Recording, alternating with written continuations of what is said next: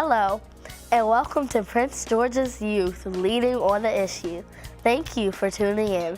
My two guests today are Ciara J. Hosein, and the president and CEO of a new business called Characterville Entertainment LLC, and Miss Diedra Henry-Spires, the Chief Executive Officer of the Dalton Daley Group, a Maryland-based nonprofit organization. I'm your host, Ava Spires.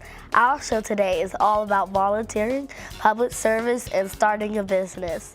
Prince George's Youth Leading on the Issues will be right back.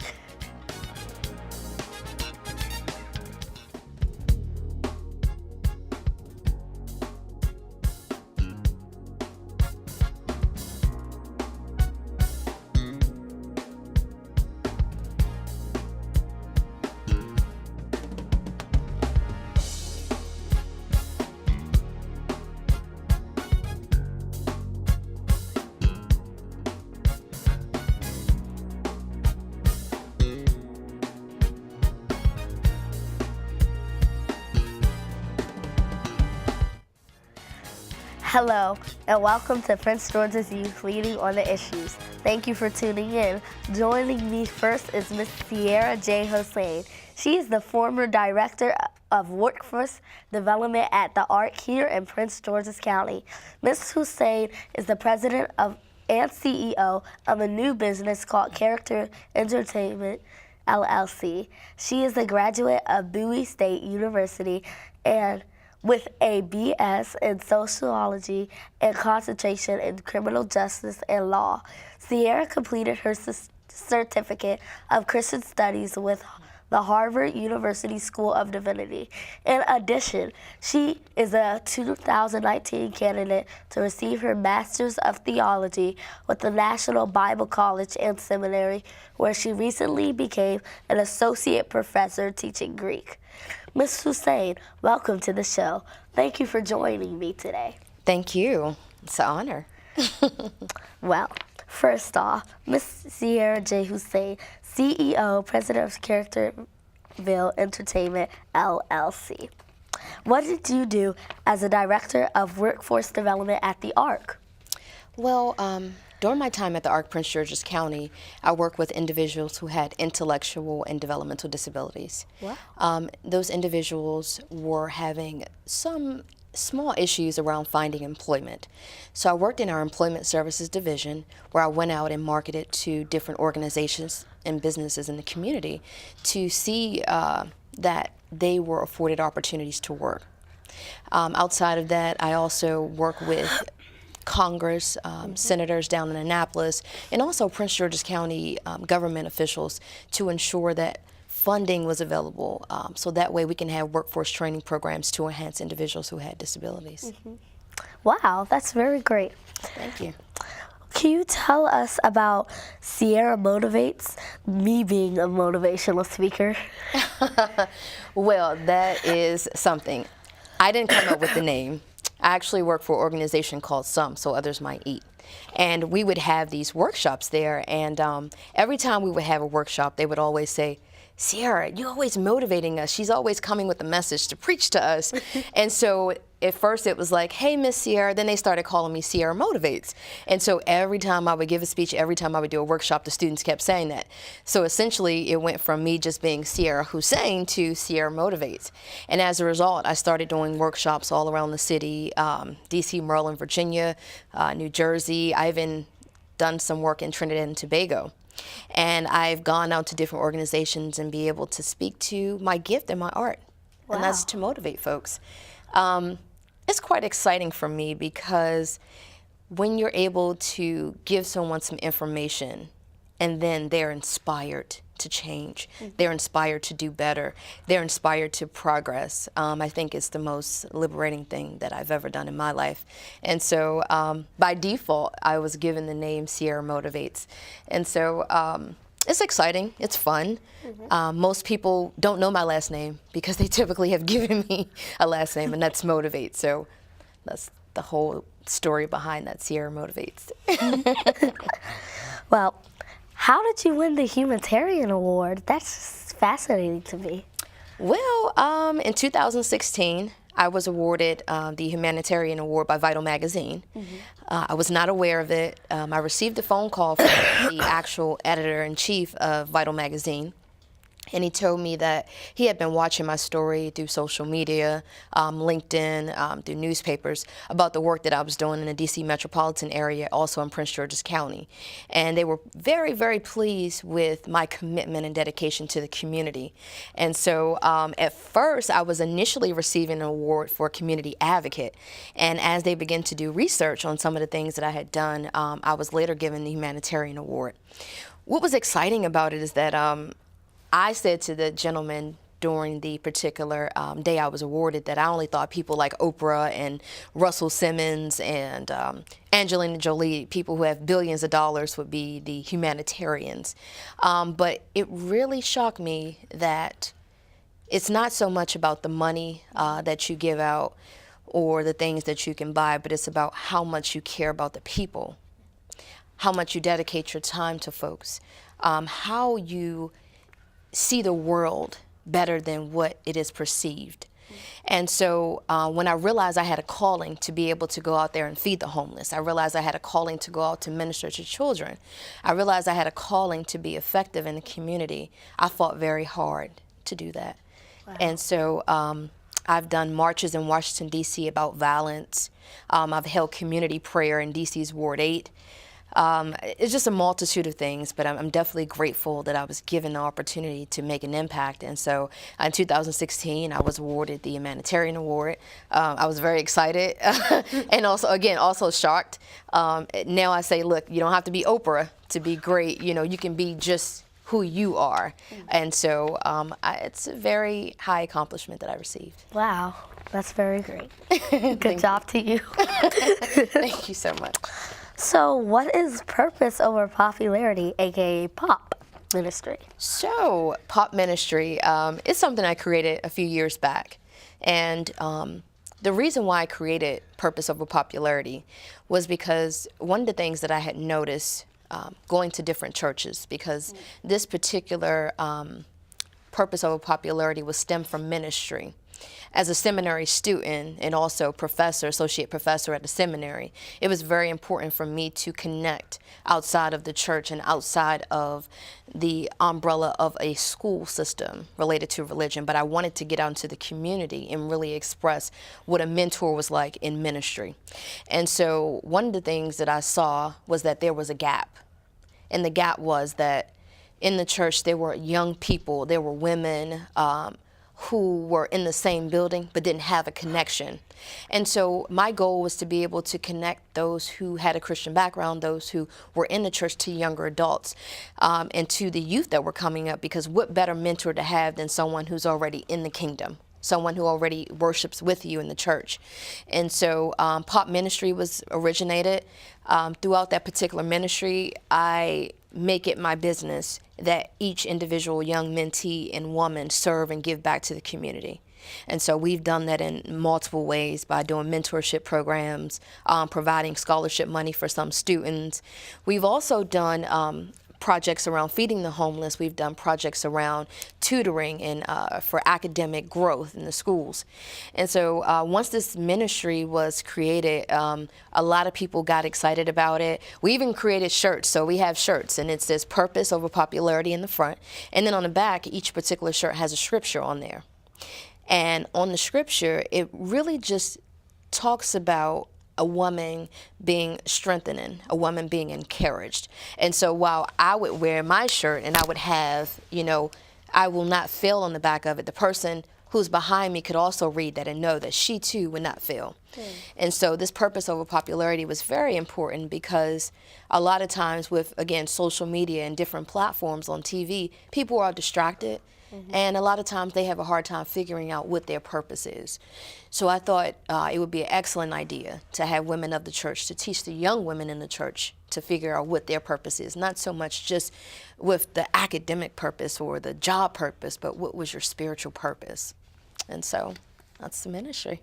Well, let me tell you, you are touching my heart today, Miss Hosein. Aw. How did you come up with the name Characterville Entertainment? Well, that's my new business. It's funny because when I first started the business, I really didn't have a name at first. And I decided that, well, you got Spider-Man, you got Batman, you got Dora the Explorer, you have all these different characters, and they're out here being princesses and princes and superheroes for folks. But what does a superhero do? They perform in a character-like attitude.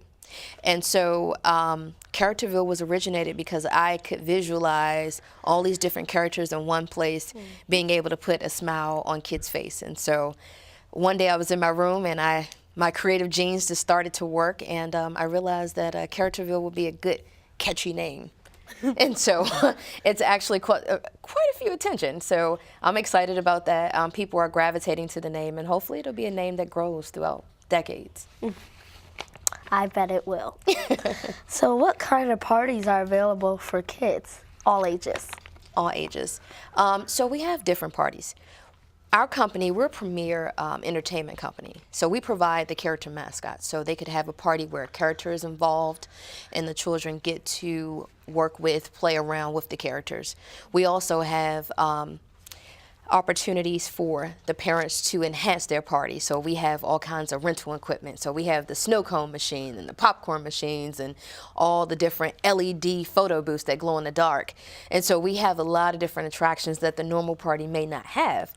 And so our company is one who tried to set the mark with doing some different activities for the children. We do musical chairs. We do Simon Says with the kids. The characters actually dance and perform different dances, the new dances or the latest dances that come out. They actually go out there and they perform those dances. So we have parties at daycares. We have parties at churches. We have parties at people's homes. We also provide services to different vendors that are doing events outside. So if we have celebratory events, our characters can go out. And who doesn't love Mickey or Minnie Mouse, right?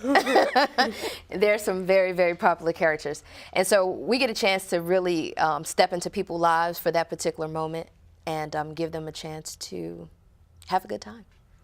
Well, Miss Hosein, I would love to keep on talking, but you see we're running out of time. So it was great talking with you, and I hope you have good success in your next video. Thank you so much. Appreciate that. Thank you, Ms. Hosein, for joining us today on PJY and for the wonderful conversation. Coming up after these messages is Miss Diedra Henry-Spires. Stay tuned.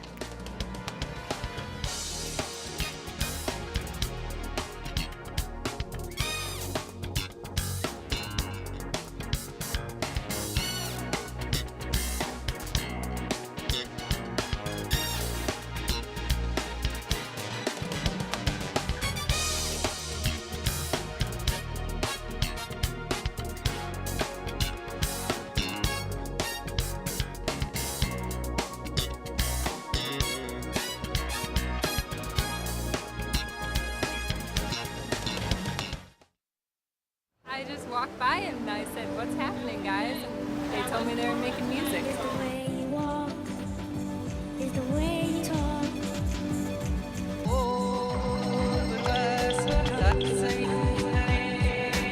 I like his music.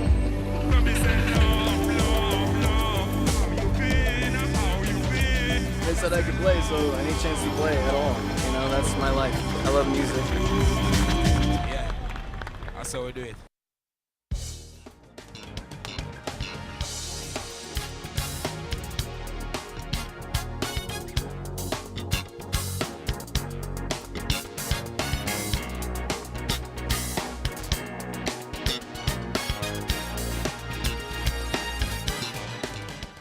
Welcome back. Thanks for staying with me. Joining me now in my studio is Miss Diedra Henry-Spires. Miss Diedra Henry-Spires is the Chief Executive Officer of the Dalton Daley Group, a Maryland-based nonprofit organization that promotes opportunities for good-paying jobs, public health, and the well-being of all families and communities. Mrs. Spires is also a former United States Senate staffer and a sought-after expert. Mrs. Henry-Spires is dedicated to serving Prince George's County. Welcome, Mrs. Spires. Thanks for joining me today on PGY. Thanks, Ava. It's a delight to be here. No, a delight to see you. Well, my first question for you is, tell us about the Dalton Daley Group. Well, the Dalton Daley Group is a nonprofit advocacy group. We specialize in making sure other nonprofits reach their full potential.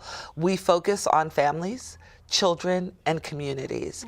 That means any issue that helps families, that helps children, and helps communities are ones that we'll lift up. So if your organization is doing something that we think is phenomenal, let's say around getting food to families, instead of coming up with our own program that does the same thing, which is a little redundant and repetitive, we'll get behind you, lift up what you're doing, make sure people on Capitol Hill and in state legislatures know about it, make sure community members know how to reach you, and just broadcast the good work that you're doing. We'll even help you find funding to continue doing the work that you're doing. That's very cool. Okay, well, I love that. What do you do as a CEO of Dalton Daley Group? Well, CEO means Chief Executive Officer, so it's my job to make sure that the organization runs every day, that there are clients to be served, that we have partners to work with, that the work is getting done. You know, there's a saying, it's good to be the boss, but it's also hard to be the boss.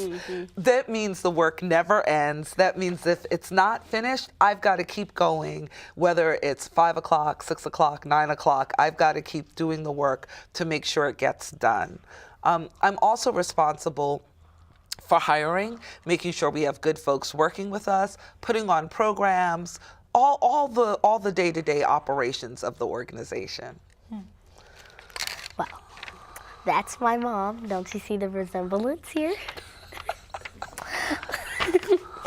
What is your favorite part of your job?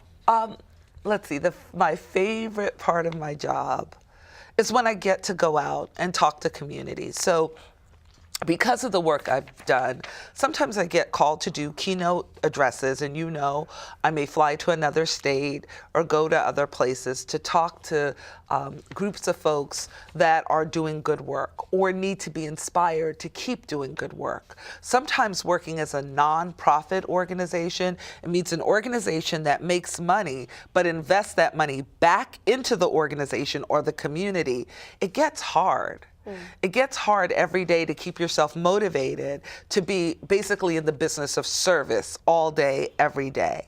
So one of the things I love to do is go and make sure people know that they're appreciated for what they're doing, that what they do in a community matters, that they have the ability to affect change, and that they are changing lives. I feel like anyone that knows that they're being effective can keep going, and we really need good people to keep serving communities all over this country. I think that's my favorite thing that I do. Wow. Yeah. And I think it's my favorite thing to hear you staying motivated. Before becoming a CEO, you worked on Capitol Hill. Hill? What did you do there?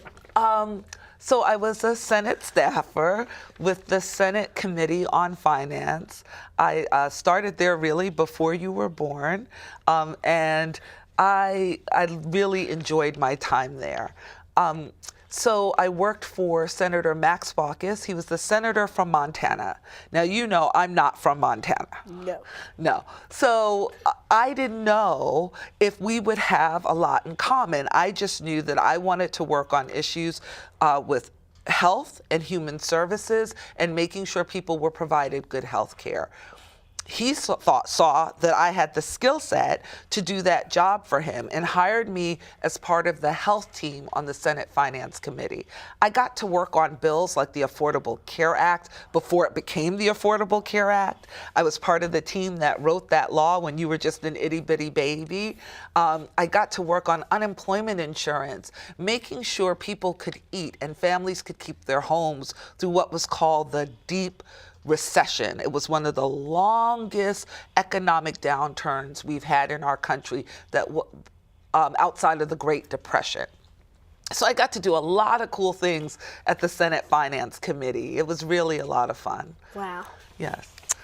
Well, what does it take to work on the Hill? What does it take to work on the Hill? So in any job description for a position on Capitol Hill, there is one sentence that is in every single job description on Capitol Hill. Former Hill service, a plus, or must have former Hill experience. And what that means is to get a job there, you had to have had a job there. So how do you do that? The only way to do that is either to have interned there as a young person or someone in high school or college, to have made an introduction to the Hill so that you know how it works. The other thing that's really important for a position on the Hill, good communication skills. You need to be able and comfortable talking to people of all walks of life, folks that you may not have experienced before, because that is the people's building. The Capitol, the United States Capitol, is the people's building. It is open to the public at all hours of the day and night, and people come in expecting to see their representatives and to have an interaction that makes them know they're an American and that this government is for them. And working there, you have to be able to represent that. So you have to be able to talk to just about anyone, and also good writing skills are really a plus. Wow. That takes a lot of focus and hard work. One thing we girls have in common. We girls do have that in common. You recently ran for public office in Prince George's County. Why did you do that? You know, working for the great state of Montana was a lot of fun. And then working for this country, and thankfully I had a boss that understood his responsibility to the entire country. So I could feel comfortable that any policy I worked on for the senator would impact the people of Maryland. But really, there's a scripture that says charity, which means love, begins at home. I live in Prince George's County. Right. I have children in Prince George's County. I leave work and I come home here, and now I run a Maryland-based nonprofit, so I even work in Prince George's County. Where else would I want to make change? Where else would I want to improve? And I really saw a need in my community for folks to understand the power of the law to change lives. Right. Right. So, what do you think are the most important issues for kids to pay attention to in Prince George's County?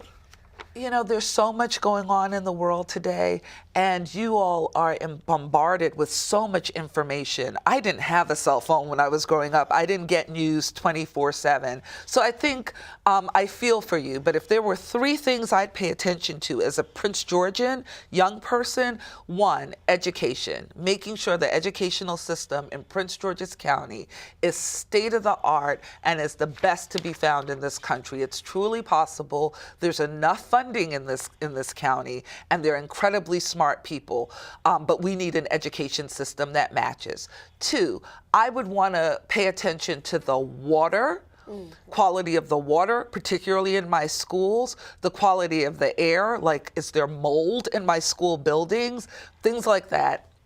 And then lastly, getting the skills I need for the 21st century, meaning, do I know how to communicate with another human being? Am I using the technology that's at my disposal wisely? Am I just on Instagram, or am I just chatting with friends? Or am I using the fact that I have a pocket computer called a cell phone that I can access information from all over the world with the touch of my fingers? Those are the 3 things I think about: education, health and well-being through our water and our food in our school system, and then how we use technology in a way that's smart and helpful to us, but doesn't hurt our social skills. Right. Right. So, how do we as kids and community members keep up to date on these issues? Well, I think there are a lot of resources. I mentioned the smart use of technology. You can find out what's going on all over the world with just typing in a few words. The other thing that I think is really helpful are old-fashioned tools like newsletters. I put out a newsletter that I'll be sure to make sure you know about and get the information from. But really tapping into what your public officials are doing. They put out information. Visit some of these free buildings. Go visit Annapolis. Go visit the county council, go visit Capitol Hill, and have conversations. I really want to applaud you for the work that you're doing with this show. I think this can be a venue to make sure kids and community members really know what's happening in our community. So I thank you for what you're doing. Oh, thank you. Well, one more thing I'd like to bring to our attention is sample ballots, because I know it is a problem here in Prince George's County. Now, we have seen other counties do this, and I think you, as a public advocate and leader, can help us with that, because they are leading a lot of young people wrong, and I think indeed that could be a big change if we were to fix that issue. Well, okay, Miss Ava, I will be sure to get on it. I like that you bring up something that has nothing to do with party affiliation or anything like that. It's just about the right of every Prince Georgian to vote and be fully informed. That's a wonderful thing, and I'll make sure that I continue to press on that issue, since it means so much to you, as well it should, to protect your right and the right of every citizen in Prince George's County to vote fairly and effectively. Okay. Well, you are dear. Is there anything else you would like to talk about? You know, I just think it's important for our young people to know that there are people that care about them, that there are people that want to ensure their future. I think it's also important for young people to engage in what's called civic activity. We hear a lot these days about civics being taken out of the classroom, meaning not knowing how our government works, that there are two branches of Congress, you know, there are two houses in the Congress, that there are three branches of government at the federal level. And so I think these are basic pieces of knowledge that young folks should have, and that's something that really concerns me. Remember, when you were running for delegate, I did not know what a delegate was at all. And that is because people were not including that in things such as history books, or literally just telling us about what's inside of a government. And I think that's a big point, and I'm glad that you talked on that. Thank you. I really appreciate that, and I think we can do more. Just as young people, you should feel free to ask your history teacher. We all have social studies, we all have history, and just ask, how does this county, how does our government work? You know, how does the county government work? I see these folks on TV. What do they do? What is their job? Because they do make the laws that we live by, and good laws make a difference in how you live. These are rights, the right to know this information, the right to vote. These are rights that were hard fought, no matter who you are, whether it's from the Revolutionary War to the Civil War to the suffrage movement to the Voting Rights Act. It doesn't matter who you are. The right to vote and participate in your government and in your community was hard fought. Right. Right. Well, it was lovely talking with you, Ms. Spires. Thank you, Ava. I'm so glad I got to. Well, you can say Mom. I'm so glad I got to be here and help you on this first show. I'm wishing you all the luck in the world. I know it's going to be terrific. Well, you are terrific. Well, I love the points you hit on and the fact that you put so much dedication and time into this. I really appreciate it. Thank you. Mrs. Henry-Spires, it has been wonderful to talk with you today. Thanks for joining me. It looks like it's time to wrap up the show. I want to thank both of our guests, Miss Ciara Hosein and Mrs. Diedra Henry-Spires, for joining me today. We need more people like you. Thank you so much for what you are doing in the community to make it better for my generation. We appreciate your efforts. We wish you all success in your future endeavors, and good luck, Ms. Hosein, on your new business. We here at Prince George's Youth Leading on the Issues would like to thank all of our viewers for tuning in. PGY is here to educate, motivate, inspire, uplift all of our youth. I'm Ava Spires. See you next time on PGY.